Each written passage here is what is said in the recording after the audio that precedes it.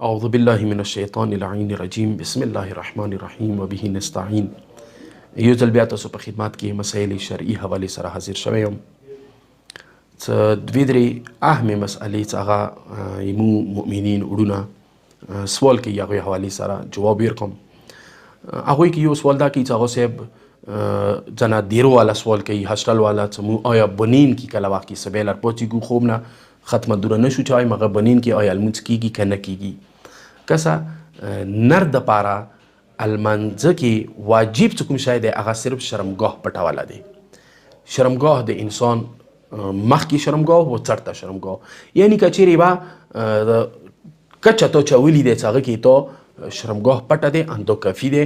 ایتو بنین خو پرېږده چې بنین د نو یا ته انداسې ویلاړ یې ایتو لمونځ صحیح دی، هیڅ مسله نشته. خو نامحرم په مخ کې نه وي، چونکه نامحرم ایتو کلمو ته سترګې غړوله، ایتو عملیې ته سترګې غړوله، یا ایتو موټو ته وغیره دغو شیو ته اندروني جسم ته سترګې غړوله نامحرم دپاره جایزه نه دی. د شم سره ایتو ورته کولی جایزه نه دی. بهرحال هغه نوي بېله ته کمرې کې یو هاسټل کې یو مثلا درې کې مو سټوډنټس دي، هغوی بنین کې لمونځ کولی شي. که بنین د نوي یا لمونځ کېږي هېڅ مسله نشته، صرف کچویه چې ایتو شرمګاه ورسره پټوي، دا د یوه مسله.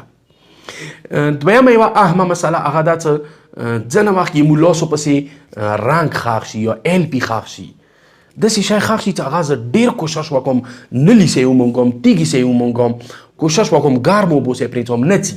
دا اکثر رنګسازو ته پاته دی. کله وخت کې پوخ رنګ چې انسان بدن باندې یا ویښتو کې ځینې وخت کې کیني په یوې کلمې هغه نه ځي. ډېر کوشش وکړه هغه ځي، خو مثلا یوه ورځ څښلي دوې ورځې څښلي چې هغه بیا ته بیا یو دې شور سره ایلفي دی چې هغه انسان بدن پسې ولګېده نه ځي. دې وخت کې د وضو څه حکم دی؟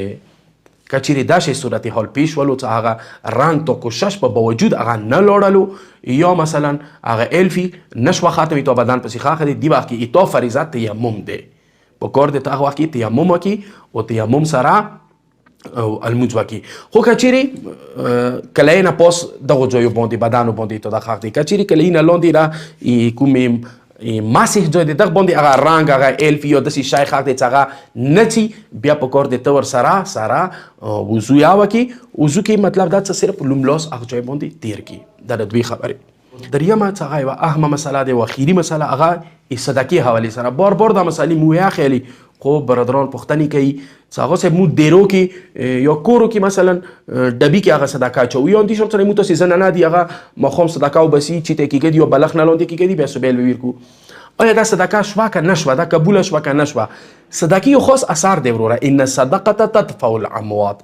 صدقه مرګونه ورې کوي، حتی اویا مرګونه ورې کوي، حتی استنزل الرزق بصدقه. معصوم فرمایش کوي صدقې ذریعې سره تاسې رزق ځان ته جلب کوئ راواخلئ. نو لحاظه د اثرات دي دا اثار شو که نه شو مو ډبي ته روپۍ واچوله هغه اثار یې مو ته میلاو شو؟ نه بالکل. چې کله څو پورې دغه صدقه د غریب لاس ته نه دی لاړه وروره دغه صدقه یې تو نشوه حساب. د تو میاشت د دیرې کې ډبي کې چوله د یې تو صدقه نشوه حساب. اخري ورځې کله دا ټوله د واستوله یو مؤمن فقیر لاس ته لاړله صدقه حساب شوله. دغه لحاظه دي د سوچ وکړئ. ایدي حل درته ښیم. حل یې دا درته ښیم کوم تاسې دیرې کې ډبه یخې دی هغه یو مجتهد یا دغه وکیل اجازات سره به کېږدوئ بیا فرق نه کوي. یا که دا یا نشئ کوئ بیا داسې چالو کې هغه ډبي باندې یوه نمه کېږدوئ چې دا ډبي کې موږ کومه صدقه اچوو دا پر چنار کې یا موږ کلي کې هغه پلنکای غریب مغه نمې نشوه دغه لحاظه دا کې څومره پیسې جمع کېږي مغه غریب ته به ستوو. چې دا معینه شو، دا ډبی معین شو، یعنی دا یو خاص غریب نمې باندې شو، بیا ته کومه صدقه چې هغه کې چاوي فرق نه کوي. یا اندېښون سره یوې ادارې نه به باندې چې دغه ډبی مو پلانکې یتیمخانې ته به ستوو. صحیح شو. کله چې دا نمه ور باندې کېښلله معینه ده کړله هغه نه بعد کومې ورځې چې ته صدقه اچوې ته هره ورځې صدقه حساب شوله. اوس کله چې صدقه حساب شوله هغه کې بیا متوله ځنه دا سوال کوي چې هغه صاحب کله وخت کې موږ پیسې نه وي نو اروا دي خو ماښام دې بیا ورکې وچو یا مثلا سلګوند ورکې مات کړو نه بیا جایز نه دی، نه هغه نرخستله جایزه دی، نه هغه کې پیسو متوله جایزه دی یا بل تصرف ورکې جایز دی. ویلې دا معین شو دی مغه شوله اوس هغه اجازه نه بغیر ته دا شونه نشي کوی. البته څو پورې صدقه حساب نه دی تو چا نما ور باندې نه دی ایښي یا مثلا یوې ادارې نما نه دی ایښي یا چا مجتهد و هغه وکیل اجازه سره نه دی نو بیا خو صدقه شمار نشوه، بیا هغه اثرات یې شونه بیا ورکې پیسې متعی که بیا ونه قرضدار خلي هغه بیا فرق نه کوي. والسلام علیکم ورحمة الله وبرکاته.